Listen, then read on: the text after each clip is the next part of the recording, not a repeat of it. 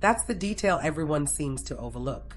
While the internet went wild over a photo of Caitlin Clark smiling alongside the New York Liberty's biggest stars, the real story wasn't about who posed in the picture. It was about the person standing right next to them, quietly orchestrating the entire moment. The agent. That is what makes this so interesting. That is the key. All right, everybody's concentrating on, yeah, by the way, Caitlin Clark looks unbelievably happy talking to these folks. But this is how it starts in sports.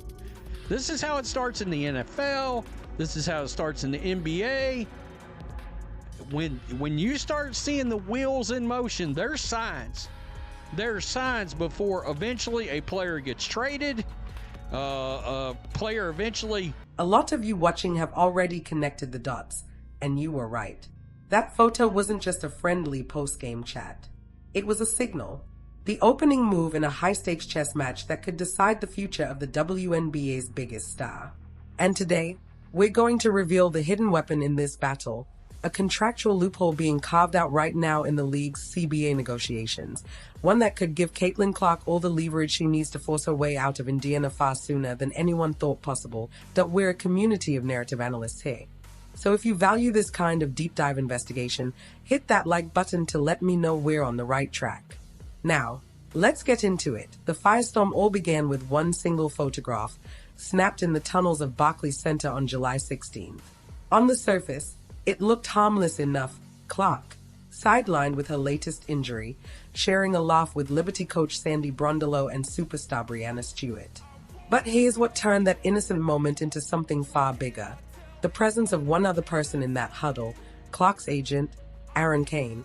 And let's be clear, agents don't hang around for casual chit-chat after a blowout loss, especially when their client isn't even playing. Their time is money, and their currency is leverage. Which is why fans were right to suspect this wasn't just a meeting. It was a calculated move. The first step in a strategy that has been years in the making, built entirely around one thing. The new collective bargaining agreement. So why is the CBA so important? For those new to the channel, the CBA is the master contract between the WNBA and its players' union. It sets the rules for everything: salary caps, contracts, travel conditions, and, most importantly, player movement. And here's the key detail. The current CBA is on borrowed time. Players opted out back in October 2024, and it officially expires on October 31st, 2025.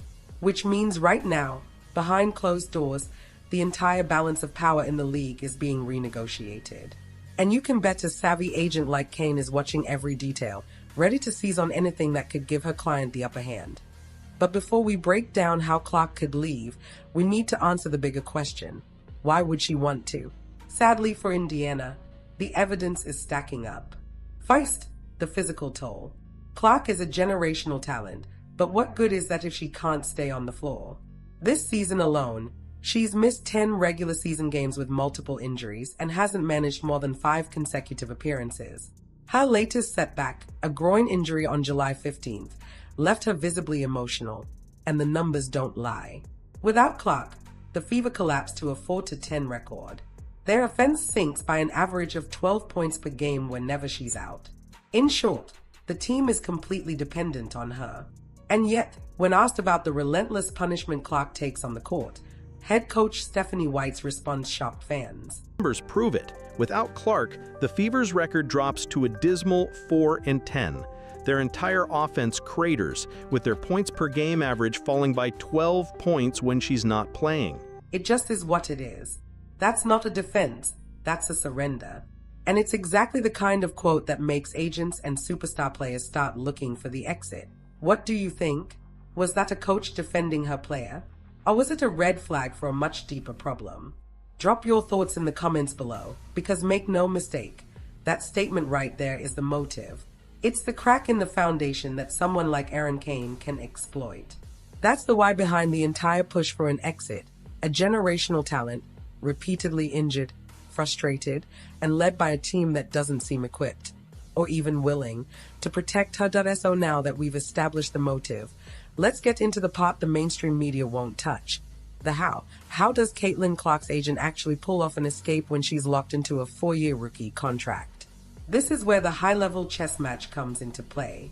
The theory circulating among insiders is that Kane is banking on the new CBA negotiations to create what we're calling an escape hatch. Think about it, player empowerment has become the league's central theme. We've already seen evidence. Big names across the WNBA signed 1-year deals this past offseason. Why? To stay flexible. To maximize earning power under what they expect will be a more player-friendly CBA. Now you might be saying, but Jax, Caitlin's stuck on a 4-year rookie deal.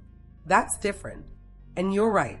But what if the new CBA rewrites the rules for everyone? What if it introduces new trade request mechanisms, shorter contract extension windows, or even salary cap changes so dramatic that a team like Indiana simply can't build a proper roster around her? That's the loophole. Kane isn't sitting around waiting for Clark's contract to expire in 2027. She's betting on the 2025 CBA to change the entire game, and when it does, she'll have the leverage to force Indiana's hand. And here's where it gets even more interesting. Which franchise is perfectly positioned to capitalize on that chaos? The New York Liberty. And don't kid yourself, that's not coincidence. The Liberty have a history of playing the long game. Their GM, Jonathan Kolb, spent years crafting a championship roster, even flying to Istanbul personally to recruit Breanna Stewart. They've poured resources into making New York the premier destination, chartered flights, elite facilities, and a culture built to attract stars, and you don't have to take my word for it. Just listen to Sabrina Ionescu when she talks about Coach Sandy Brondolo and the environment she's created. That's not luck. That's strategy. And it's why the Liberty's presence in this story is by design. And Sabrina, for you, you all have now won 3 in a row, and it just seems like a switch flipped after that Sunday loss against the Storm. I'm just curious, what is it about Sandy's leadership that has helped you all sort of get through the muck of this stretch without JJ, but then also to be able to finish the first half of the season strong?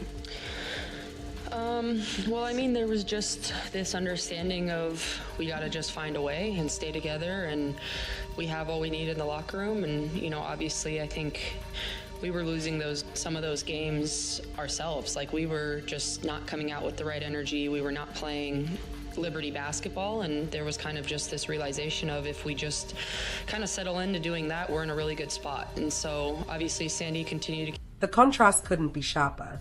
One coach shrugs and says, "It is what it is." Another is praised for keeping her team united. One franchise looks like it's barely staying afloat. The other is executing a multi-year master plan. And this isn't just about recruiting one superstar.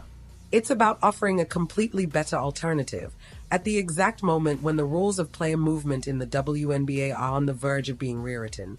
Now, some of you might still think this is a long shot, that the league would never let its biggest star force a move so early in her career. But let's block out the noise and look at the facts. Massive, landscape-shifting player movement isn't rare in the WNBA anymore. It's the new normal. The 2025 offseason alone saw 4 former All-WNBA players change teams through trades. The trend is undeniable. Player mobility is at an all-time high. To say a Caitlin Clark move is impossible? That's ignoring the reality right in front of us. This isn't fantasy. It's the logical, maybe even inevitable, next step in a league increasingly shaped by player empowerment and agent-driven strategy. That viral photo? It wasn't the beginning of something new. It was simply the moment the ongoing power struggle finally broke through for the whole world to see. So, let's put the puzzle together. Public praise from the Liberty, a viral photo, the strategic presence of her agent, Aaron Kane. None of these are coincidences. They are calculated moves in a larger campaign. The motive is clear. Caitlin Clark is stuck on a team that can't keep her healthy or competitive, with leadership that seems resigned to the punishment she takes every night. The weapon? The ticking clock of CBA negotiations, which expire October 31st, 2025, and could introduce an escape clause powerful enough to completely reshape her rookie contract. And the destination? A championship-caliber organization in New York with a proven track record of recruiting the league's biggest stars and creating an environment players want to join. The board is set. The pieces are moving, and the Indiana Fever are officially on the clock.so. What's your take? Is Erin Kane pulling off a brilliant masterstroke to protect her client's future, or is it a betrayal of the team and city that drafted her? Drop your full theory in the comments below. We'll be tracking every development in these CBA talks and every subtle move made by both the Fever and the Liberty. This story is far from over, so make sure you're subscribed, notifications on, because the next chapter is coming and you won't want to miss it. And finally, share this with a friend who loves the story behind the game. Every narrative analyst deserves to be part of this conversation.